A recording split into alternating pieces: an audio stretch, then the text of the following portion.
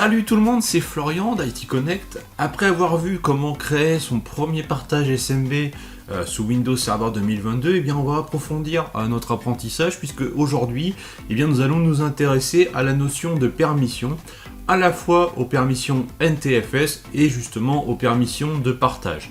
Alors je vais commencer par une petite introduction théorique où je vais vous expliquer la différence entre les deux et quel est l'intérêt de bien les configurer. Et puis ensuite, eh bien, nous mettrons cela en pratique en modifiant les permissions du partage que nous avons créé précédemment. Alors avant de continuer, pensez à vous abonner à la chaîne YouTube si ce n'est pas déjà fait et pensez également à activer la petite cloche pour ne rien manquer des prochaines vidéos. Sur Windows, que ce soit Windows 10, Windows 11, voire même les différentes versions de Windows Server, chaque volume sur le système a ce que l'on appelle un système de fichiers. Même si généralement il s'agit du système de fichiers NTFS, il y en a d'autres disponibles sur Windows, notamment le REFS que l'on utilise dans des cas particuliers. Donc en fait, au niveau des permissions NTFS, si l'on prend l'exemple le plus courant, eh bien, on va pouvoir définir des droits, des permissions sur chaque dossier, chaque fichier présent sur le système. Donc au niveau des droits, on va pouvoir attribuer la permission de lecture seule, donc on pourra uniquement lire le fichier, ne pas le modifier, ne pas créer de nouveaux fichiers, uniquement les permissions de lecture et écriture, mais également des permissions de type contrôle total pour avoir l'intégralité des droits et la possibilité de changer le propriétaire d'un fichier. Au niveau NTFS, il y a des droits un peu plus avancés qui vont nous permettre par exemple de voir uniquement le contenu d'un dossier, mais pas pouvoir écrire dedans. Voilà, on peut aller sur des droits un petit peu plus fins. Ensuite, donc, soit ces permissions vont être explicites, c'est-à-dire que l'on va aller dans les propriétés de l'élément, comme sur l'image ici, dans l'onglet sécurité, et on va définir les droits explicitement sur cet élément-là. Soit elles sont héritées, donc c'est-à-dire que si on prend l'exemple d'un fichier qui est dans un dossier, on peut positionner les droits sur le dossier et le fichier va hériter des permissions qui sont positionnées sur le dossier. Donc ça, c'est ce qu'on essaie de faire quand on fait une arborescence sur un serveur de fichiers. Donc on peut désactiver ou non l'héritage de manière à vraiment avoir la main sur les permissions NTFS sur les dossiers et sur les fichiers. Après, il ne faut pas que ça devienne non plus le bazar et que ça devienne ingérable dans le temps. En ce qui concerne les permissions de partage. Alors les permissions de partage se définissent uniquement sur les dossiers partagés. Si c'est un dossier sur un lecteur, un volume du serveur, mais qu'il n'est pas partagé, vous ne pouvez pas définir les permissions de partage. Et ces permissions de partage vont être définies uniquement sur la racine, donc sur le dossier partagé, et elles vont être du coup les mêmes pour toute l'arborescence qui est en dessous. Ce n'est pas comme les permissions NTFS où on peut définir des permissions par fichier, par dossier, sur une arborescence complète. Là, les permissions de partage, c'est uniquement sur la racine, sur le dossier partagé. Dans le même esprit, on configure ces permissions en allant dans les propriétés de l'élément, dans l'onglet partage, partage avancé, autorisation, et on peut choisir les autorisations que l'on veut définir. Là, c'est pareil, en termes d'autorisation que l'on peut définir, c'est soit contrôle total, modifier ou lecture. Il n'y a pas la possibilité d'aller plus loin en termes de droits, de faire de la gestion de droits avancés, comme le permet NTFS. Et la petite subtilité au niveau des permissions de partage, c'est qu'elles s'appliquent uniquement lorsque l'on accède à distance au dossier partagé. Donc là, je vous ai mis l'exemple, un chemin UNC, donc anti-slash le nom du serveur, anti-slash le nom du partage. Là, on a les droits de partage qui vont entrer en considération, alors que si j'accède au même dossier, mais en allant en local, par exemple, dans D2. Partage, là, les permissions de partage, elles vont pas du tout s'appliquer. Donc, il y a une petite subtilité par rapport à ça. Donc maintenant, vous allez me dire, c'est quoi finalement la différence entre les deux ? Les permissions NTFS, que l'on accède en local ou à distance, elles vont s'appliquer. Alors que les permissions de partage, comme je viens de le dire, vont s'appliquer uniquement sur les accès distants. Donc, il faut savoir malgré tout que tout ça va se cumuler. Donc, si on accède à distance à un partage et qu'on a des droits de partage plus restrictifs que les droits NTFS, c'est vraiment les permissions les plus restrictives qui vont s'appliquer. Donc il faut essayer quand même d'avoir une certaine cohérence dans la gestion des permissions. Et c'est pour ça qu'en général, on considère que les permissions de partage sont un peu moins importantes, puisque de toute façon, avec les permissions NTFS, on va venir brider l'accès, définir les bons droits, ce qui fait qu'on aura le même niveau de permission si on accède en local ou à distance. Donc voilà, pour ça les permissions de partage, il ne faut pas les négliger pour autant, mais c'est un petit peu moins important, on va dire, que les permissions NTFS en tant que telles. Donc on va passer maintenant à la mise en pratique où on va modifier les droits, donc sur le dossier partagé qu'on a créé, que je vous ai fait créer lors de la vidéo précédente, et on va le rendre accessible en lecture-écriture aux membres d'un groupe, et en lecture seulement aux membres d'un autre groupe, donc comme précisé à l'écran. Donc passons maintenant à la partie pratique.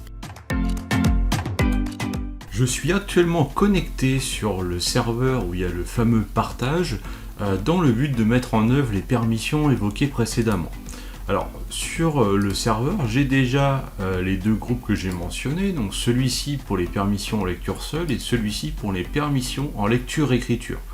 Donc je ne vais pas m'attarder maintenant sur la convention de nommage des groupes et tout ça, ça sera abordé dans la prochaine vidéo, il y aura vraiment un focus là-dessus.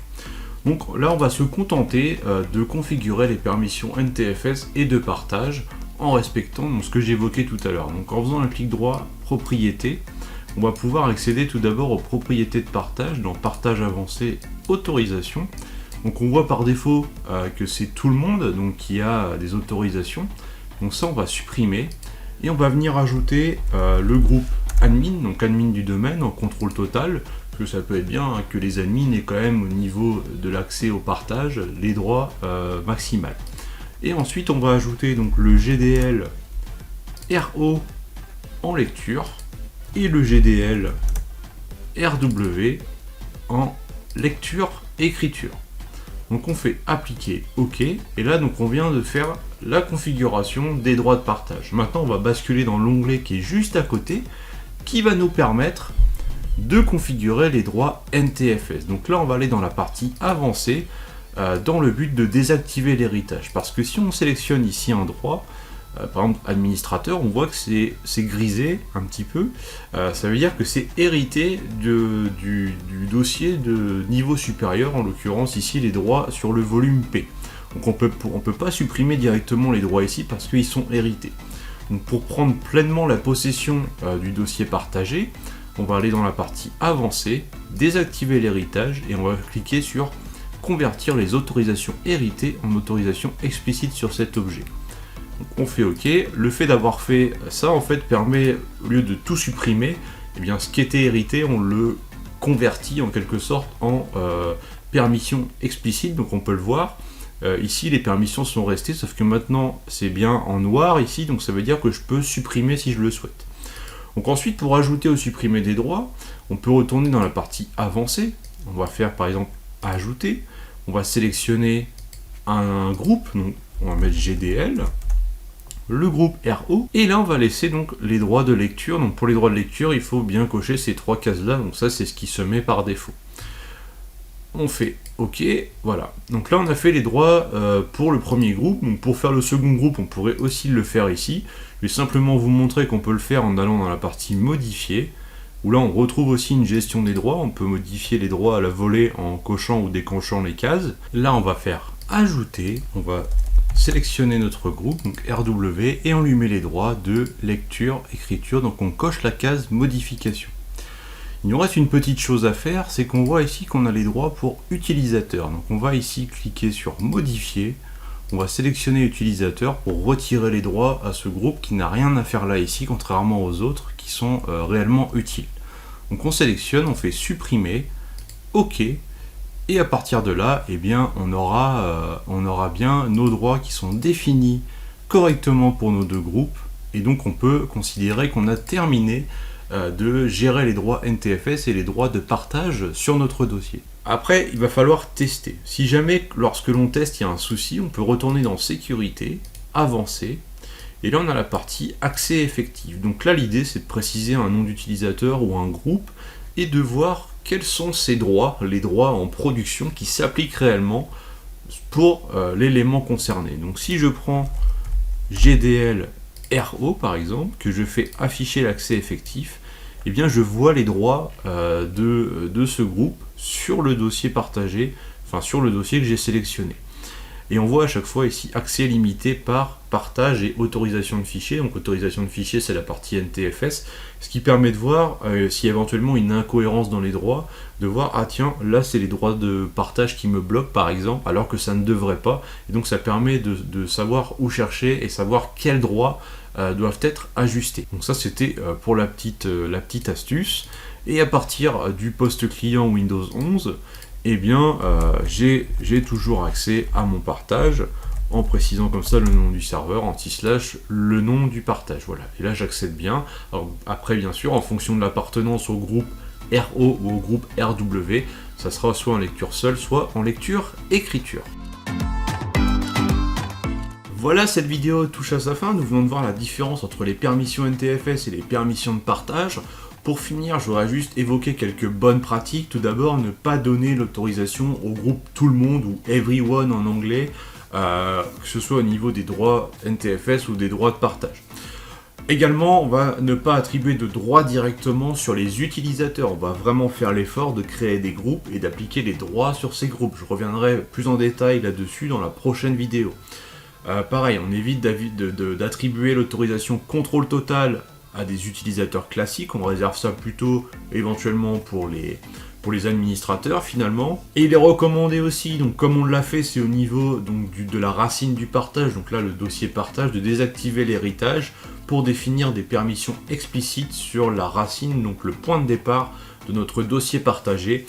Et enfin, eh bien, il convient d'auditer les permissions NTFS régulièrement pour voir s'il n'y a pas des droits qui ont été attribués alors que ça ne devrait pas, et faire un suivi dans le temps de ces permissions pour pouvoir les maintenir au fur et à mesure et éviter que ça parte un petit peu dans tous les sens. Donc dans le prochain épisode dédié à la gestion d'un serveur de fichiers, nous aborderons eh bien, les bonnes pratiques en matière de gestion des droits avec cette notion de groupe de sécurité.